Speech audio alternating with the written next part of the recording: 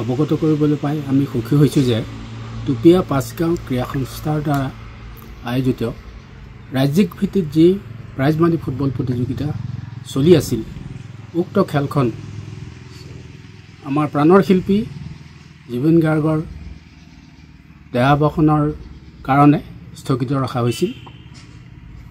গতিকে পুনৰ সেই খেলখন আৰম্ভ কৰিবলৈ আমি সম্পূৰ্ণ প্ৰস্তুতি হাতত লৈছোঁ।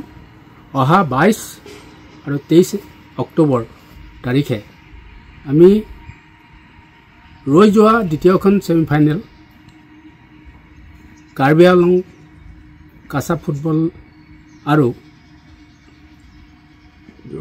যোৰহাট টাউন ক্লাবৰ মাজত যিখন ছেমিফাইনেল খেল ৰৈ গৈছিলে সেইখন অহা 22 অক্টোবৰ তাৰিখে অনুষ্ঠিত কৰিবলৈ আমি সম্পূৰ্ণ যোজা চলাইছোঁ।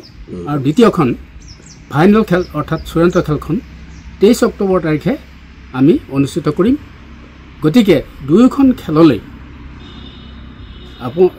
সকলো ক্ৰীড়াপ্ৰেমী ৰাইজক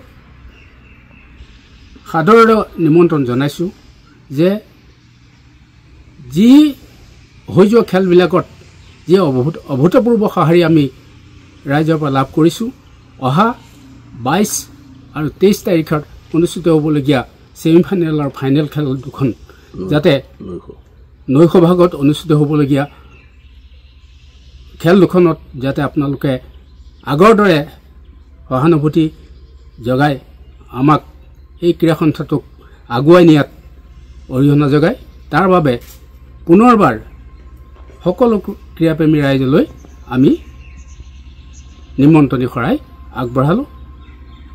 উক্ত খেলৰ দৰ্শনী টকা আমি ধাৰ্য কৰিছোঁ, আমি বঢ়াই দিয়া নাই।